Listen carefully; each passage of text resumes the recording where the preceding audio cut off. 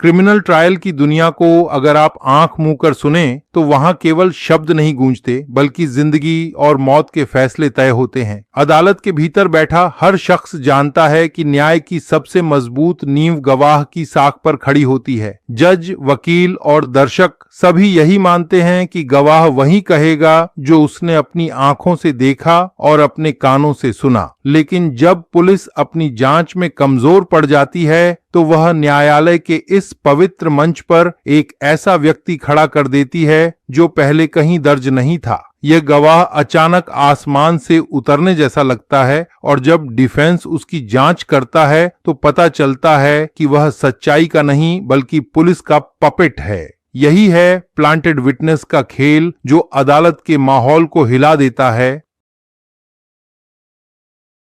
कल्पना कीजिए एक साधारण सा गांव जहां झगड़े मारपीट की घटनाएं रोजमर्रा का हिस्सा हैं। एक दिन लड़ाई बढ़ती है और एफआईआर दर्ज हो जाती है। 4 नाम साफ साफ लिखे जाते हैं। पुलिस रूटीन काम करती है, केस डायरी में सबूत जोड़ती है और गवाहों के बयान सेक 180 बीएनएसएस सेक 100 सीआरपीसी के तहत दर्ज करती है। शुरुआती रिकॉर्ड में सब कुछ साफ और सामान्य दिखाई देता है, मगर जैसे ही मामला अदालत में आता है और तारीखें नजदीक आती हैं, प्रोसिक्यूशन के माथे पर पसीना छलकने लगता है। मेडिकल रिपोर्ट प्रोसिक्यूशन की कहानी से मेल नहीं खाती, आई विटनेसेस में हिचकिचाहट है और दस्तावेज इतने ठोस नहीं कि अदालत में टिक सकें। इसी डर में अचानक एक नया चेहरा कोर्टरूम में लाया जाता है। एक ऐसा व्यक्ति जिसे अब तक किसी ने सुना तक नहीं था। उसे कहा जाता है मुख्य आई विटनेस। दर्शक हैरान, अदालत सन्न और डिफेंस तैयार। यहीं से प्लांटेड विटनेस की असली कहानी शुरू होती है।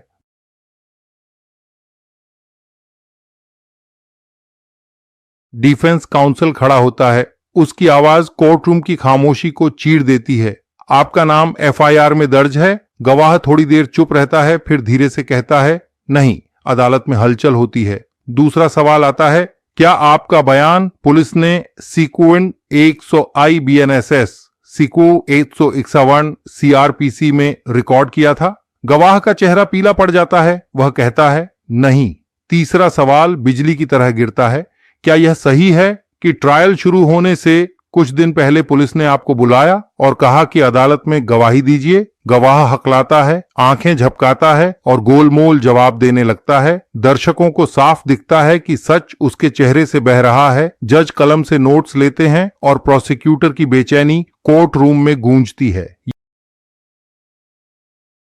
यही डिफेंस अपनी असली चाल चलता है। वह sec U 148 BSA sec 145 evidence act का सहारा लेकर गवाह के कॉन्ट्रडिक्शन सामने लाता है। पुराने डॉक्यूमेंट्स, केस डायरी और साइट इंस्पेक्शन रिपोर्ट सब अदालत में पढ़वाए जाते हैं। डिफेंस ये दिखाता है कि इस व्यक्ति का नाम कहीं मौजूद नहीं है। अगर आप आई विटनेस थे, डिफेंस पूछता है, तो उस समय साइट प्लान में आपका नाम क्यों नहीं है? सीजर मेमो पर आपके हस्ताक्षर क्यों नहीं है? केस डायरी की हर पंक्ति में आपकी अनुपस्थिति क्यों दर्ज है? गवाह के पास कोई जवाब नहीं। प्रोसिक्यूटर बीच बीच में ऑब्जेक्शन उठाने की कोशिश करता है, लेकिन जज शांत स्वर में कहते हैं, let him answer. Court room की दीवारें मानो गवाह की चुप्पी को गूंज की तरह वापस लौटा देती हैं।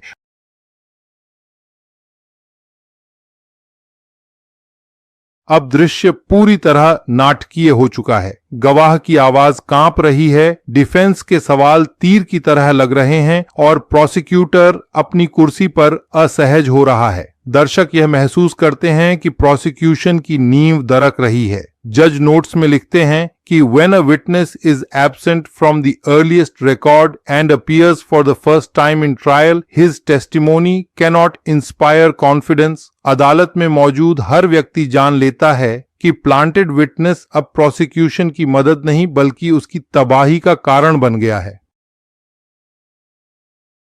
डिफेंस इस मौके को और तेज करता है। वह गवाह से कहता है, आपको यह भी पता नहीं कि घटना किस समय हुई। आपने यह भी गलत बताया कि आरोपी किस दिशा से आया। क्या यह सच नहीं कि आपको पुलिस ने ट्रायल से पहले पूरी कहानी समझाई? गवाह चुप रह जाता है। अदालत की घड़ी की टिक टिक भी अब भारी लगने लगती है। प्रोसिक्यूटर सिर झुकाकर अपने नोट्स पलटता है, लेकिन उसमें कुछ नहीं मिलता। जज अपनी नजर गवाह पर जमाए रखते हैं और आखिरकार लिखते हैं, this witness appears to be introduced later by the police only to fill the gaps of prosecution case.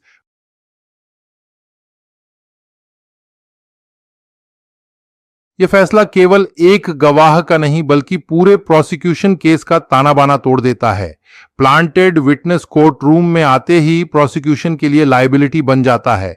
अदालत यह मान लेती है कि अगर पुलिस सचमुच निष्पक्ष जांच करती तो ऐसा गवाह एफआईआर में दर्ज होता। सिक्योर 180 बीएनएसएस सिकिन 161 सीआरपीसी में उसका बयान होता और उसके हस्ताक्षर सीजर डॉक्यूमेंट्स पर दिखाई देते। जब यह सब नहीं है तो ट्रायल में अचानक खड़ा किया गया व्यक्ति सिर्फ पुलिस नैरेटिव को बचाने का एक असफल प्रयास है।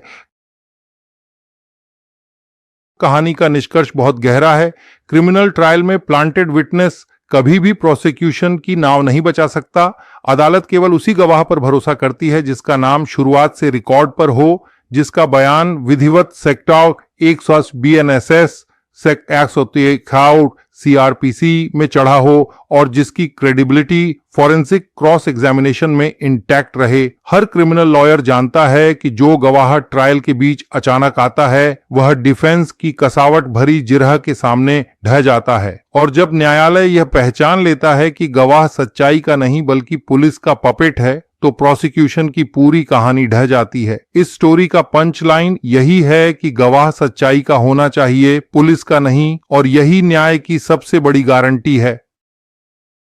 इंडियन लीगल सिस्टम के द्वारा बनाया गया क्रॉस एग्जामिनेशन आपको न केवल इस वर्तमान गवाह से सुरक्षित करता है बल्कि पूरे केस की नींव को हिला देता है। यह क्रॉस प्रोसिक्यूशन के आरोप को असंभव होना सिद्ध कर देता है। हमारा अनुभव है कि कोई परफेक्ट झूठा गवाह नहीं हो सकता है। ऐसे हर झूठे गवाह को सही क्रॉस के द्वारा तोड़ा जा सकता है। सही क्रॉस एग्जामिनेशन वह होता है जिसमें वर्तमान गवाह को दूसरी सब गवाहियों, जब्तियों, नक्शों और एफएसएल रिपोर्ट्स आदि के विरुद्ध में दिखाया जाता है, पूरे प्रोसिक्यूशन केस के विरोध में दिखाया जाता है। हमारे एडवोकेट पार्टनरशिप प्रोग्राम के पार्टनर एडवोकेट्स को इस क्रॉस से उनकी आय में भी भारी वृद्धि होती दिखाई देती है।